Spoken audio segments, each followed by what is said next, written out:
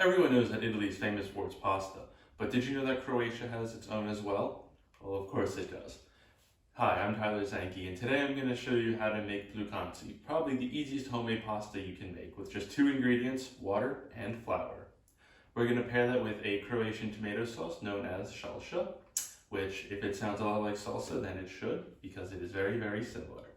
So come along. Today we have Glucanti sa Šalšom. So first we'll start off with the Glucanti, as it needs about an hour to rest before you can use it for the dough.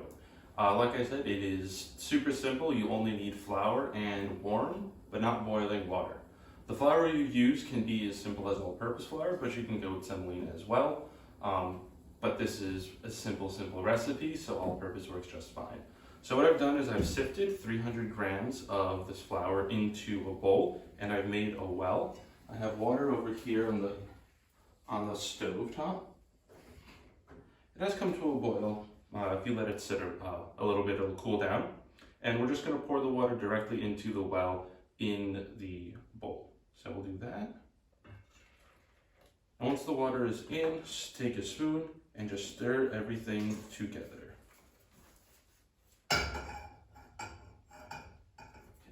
Don't want that to fall over. The reason for this in a bowl and not on a stovetop, as maybe traditional Italian pasta is done, is because the water will just get everywhere, and we want to make sure that we can keep all the water in the bowl and get incorporated into the dough. So the dough starts to look crumbly as it comes together, and that's fine. Just keep mixing it together. Once the dough has come mostly together, we'll add a little pinch of salt into the dough. Just add some flavoring, and we'll mix that in as well. After you add the salt and you mix just a little bit, the dough should be cooled down that you can work it and you're not going to burn yourself. So just take the dough off of the spoon. Try to save as much of it as you can.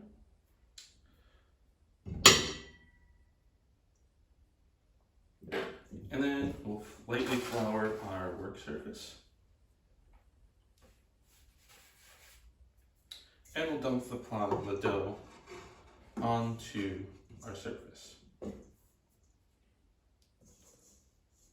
Trying to get everything off and scrape off down the sides so you can get as much of the dough as possible.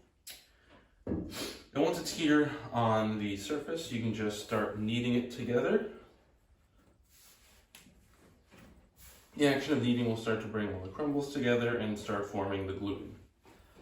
I've seen various recipes that say how long it takes for the gluten to come together as you knead it, or the dough to come together as you need it to create enough gluten. And I've seen around anywhere between 5 to 10 minutes should be enough. You want to knead it enough that it starts to get smooth, but doesn't keep breaking. You will know that when it happens, but I'll show you as well. So I'm just gonna knead this for a few minutes and I'll be back once it's all done. So this took me about 7 minutes and the dough ball has smoothed over, so you know it is ready. After it's come together and is smooth, take a piece of plastic wrap and wrap the ball up tight. You can leave it at room temperature for at least an hour before start making the pasta, or you can leave it in the fridge for up to 48 hours or in the freezer for about 2 weeks.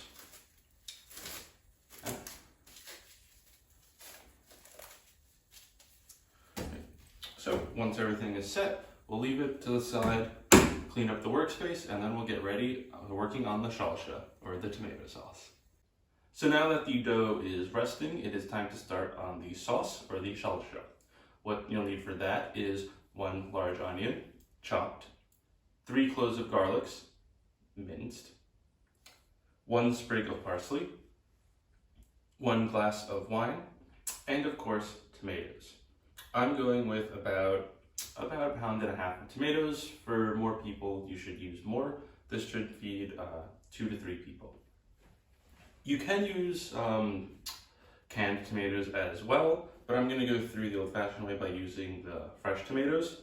So what I did before is I put the tomatoes into a pot of boiling water for about 10 to 20 seconds just to loosen up the skin to make it easier to peel, and to peel the tomatoes afterward, just make a slight X at the bottom of the tomato, and you can just peel the skin. It comes right off. And discard the skin, you don't need it. You don't need to get rid of the skin. You can leave the skin on while you cook the sauce, but keep in mind that if you do, there will be some obviously skin left. Oop, wants to run away. It's like the song with the meatball, about how the meatball ran off and fell off the table and rolled away. My grandfather used to sing that all the time, and I honestly did not know that was an actual song. I thought he just made it up.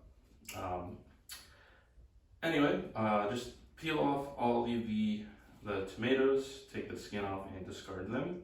You do not need them for later. Okay, so once all of your tomatoes are peeled, it's time to chop them. So simply take off the top. You do not need the stem, and any pieces that might not look good, gone bad, etc. So after you've done that, we'll cut the tomato down in half. And what you'll want to do is squeeze out the seeds. Maybe easier for you to go into portion as well. And the best way to do that is to take an empty bowl and a small strainer and just squeeze your tomatoes over the strainer. That way you can get the seeds will get caught and they won't go through, but you will still be able to take the juice. Do that for all of the tomatoes. Or alternatively, you could use a food mill if you have one. I do not, but that will work just as well. After you've squeezed out your tomatoes, or your juice, let's take those off in a way that you can see what I'm doing. And just roughly chop these tomatoes into smaller cubes. Doesn't need to be perfect, just get them small enough. And we'll just move them over onto our spare plate and save them for later. And then you want to do the rest with the rest of your, want to do the same with the rest of your tomatoes. So I'll just hurry up and do that really quick.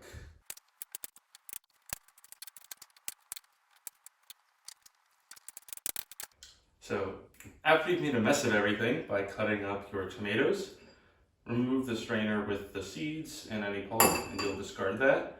The juice you want to keep for later. So everything is chopped up and ready to go. We'll head on over to the stove and we'll make the sauce. And now that we're over here by the stove, time to put everything together. First, take about maybe 1 to 2 teaspoons of olive oil into your pot. That came out really quickly. I just refilled it. That's probably why. And let the oil heat up for a little bit until it is warm.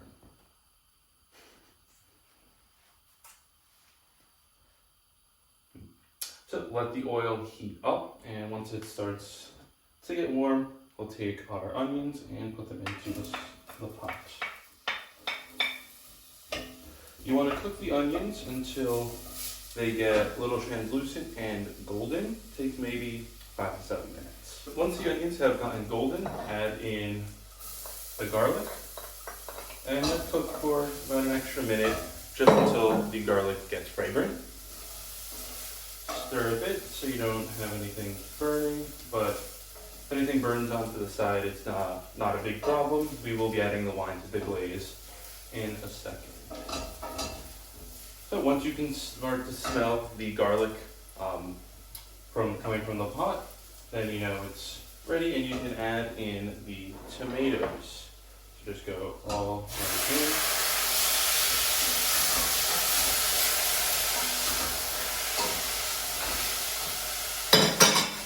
The pan seems to be a little angry, but just stir around and everything's fine. Add in the tomato juice that you saved from the before, and of course your glass of wine. Stir everything, mix everything together. If there's any sort of burned on spots, try to get them off, and bring this up to a gentle simmer. Once you're up to a simmer, take your parsley, and there are 2 ways of doing this. I like to leave the parsley here on the stem So you can just add the parsley in and leave the stem on the outside, and it's easy to remove later. Or if you want, you can take the parsley leaves and chop them up and add them directly into the sauce. That's a personal preference. Once everything comes up to a simmer, turn the heat down and let it simmer for at least 40 minutes or until you're done cooking the Pljukanci. So now that it's been an hour, it's time to form the Pljukanci. Before we get into forming the Pljukanci, I filled a pot with water and set it up to boil so that once the Pljukanci are formed, they can immediately go in to be cooked. To the side, I've moved the Šalša to a smaller burner to keep it at just a simmer. Keep an eye on it every once in a while and stir it up. Make sure that there's still some water in there and nothing is burning. And also press down on the tomatoes to make them smaller and they can release more of their water. Now, it's time to form the Pljukanci. Pljukanci are so named because they comes from the word Glucanti, which means to spit. As the legend goes, the original way of making the pasta was to spit into your hand as you were rolling it, as it allegedly made it easier to make the pasta. However, this is no longer done for obvious sanitary reasons, but the way of making the pasta stays the same. So you take your bowl and just pull off a piece, a small piece like this, and I usually like to roll it out to make pulling the piece up easier. And you want just a small little ball as such, and you roll on a piece of paper, not on a piece of paper, what am I saying? On your work surface in such a way that the Pljukanci ends up being thicker in the middle and thinner at the end as such. I'll leave it here on a board lightly floured, and we'll go on with the next one.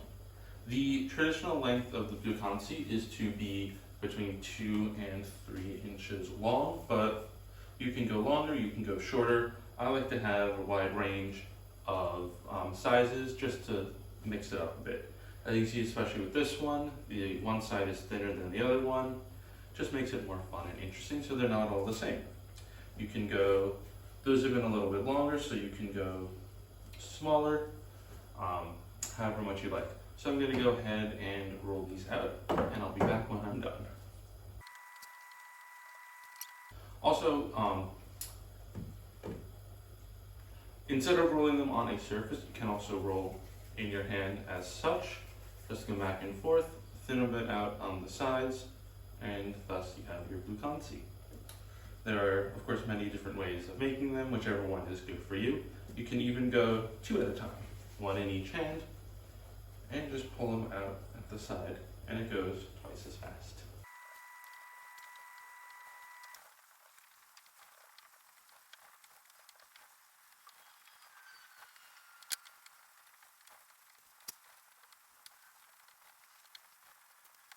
So I used about half of the dough. This should be enough for about 1 to 2 people. The remainder of the dough, if you don't use it all, can once again be wrapped up just like you did before when you were letting it rest in plastic wrap and kept in the fridge for again up to 48 hours, or put into the freezer for 2 weeks. Okay. And once the water pot is boiling, we'll put the Glucanti into the pot for 13 to 15 minutes. Around the time to make sure it's done, you can bite into it, and as long as everything is cooked through, you know you're good to go. And I'll be back when everything is all cooked. As the Pljukanci cook, they will come up to the surface. Make sure you stir to scrape off any Pljukanci may be stuck to the bottom of the pot, and stir periodically to keep them from sticking to each other. After 13-15 minutes have passed, drain them and serve. So once the Glucanti are done and you put them on a plate, you can take the sauce off the stove and add in some salt and pepper to your taste to add some extra flavor. Once everything is done, give it a nice quick little stir to incorporate everything together, and then serve on top of the Glucanti. The sauce can be as thick or as watery as you'd like. I would reduce this down a lot so there's not as much liquid in it, but if you like your sauce a little bit soupier, of course you can always add in more water as it cooks. So we'll just add some sauce directly onto the top of our pasta, as such. And I have some parsley here too. Can add as a little garnish on top. Makes it look a little prettier. And with that, Glucanti sa Šalša. Dobar tek.